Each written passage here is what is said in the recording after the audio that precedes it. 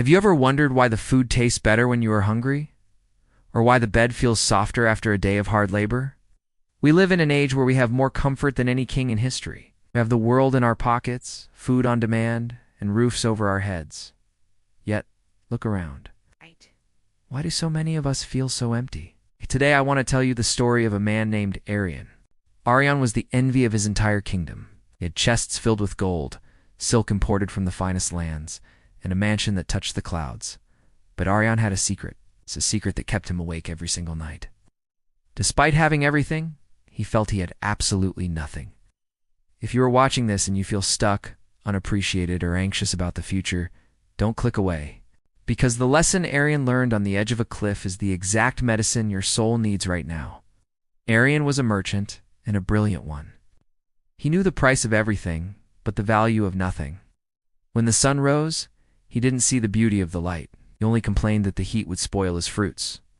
When the rain fell, he didn't see the water nourishing the earth. He only cursed the mud that dirtied his boots.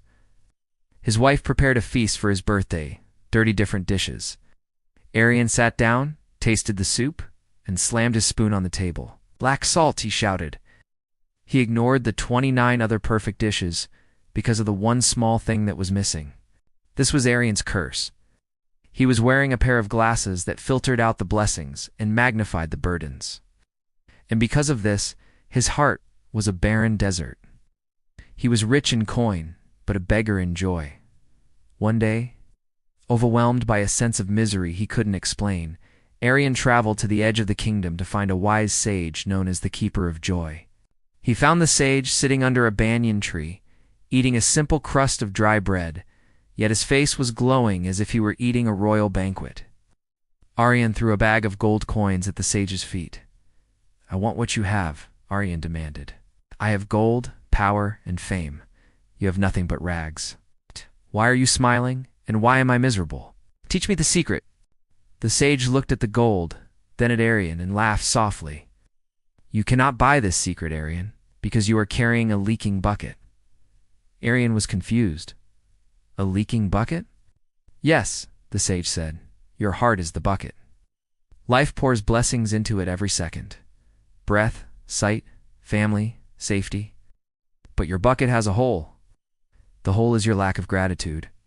No matter how much the universe pours in, it drains out instantly because you are too busy looking at what you don't have." The sage gave Arion a task. "For the next 7 days, you are forbidden to ask for anything new. You cannot ask for more money, more respect, or better weather. Instead, you must fill this imaginary clay pot. Every time you see something good, you must say thank you out loud. If you complain even once, the pot breaks, and you must start over." Arion thought it was easy. He went home. That evening, his servant brought tea.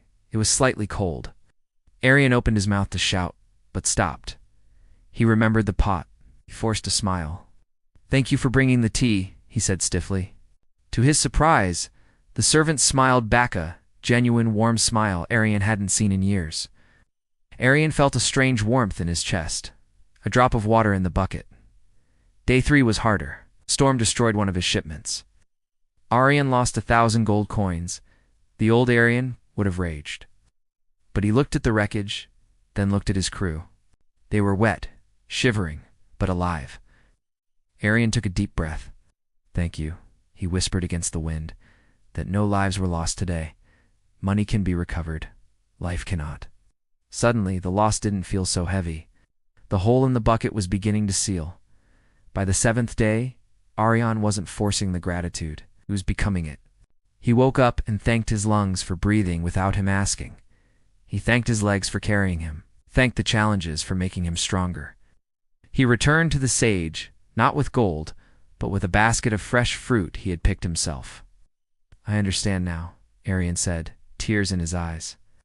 "I was waiting to be happy so I could be grateful. But I had it backward.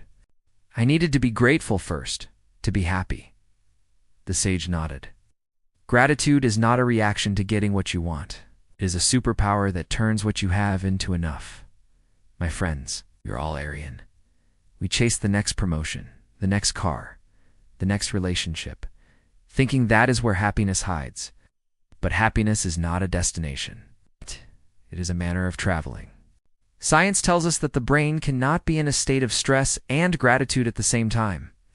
It is biologically impossible. When you say thank you are hacking your own biology to find peace. So here's my challenge to you. Not for 7 days, but just for today. Before you sleep tonight, I want you to write down 3 things you are grateful for. Not big things.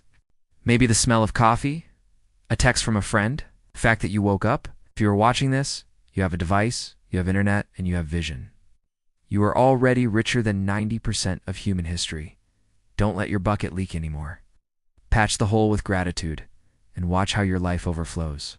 If this story touched your heart, write "I am grateful" in the comments below to claim this energy. Don't forget to subscribe for more wisdom. Till next time, stay blessed.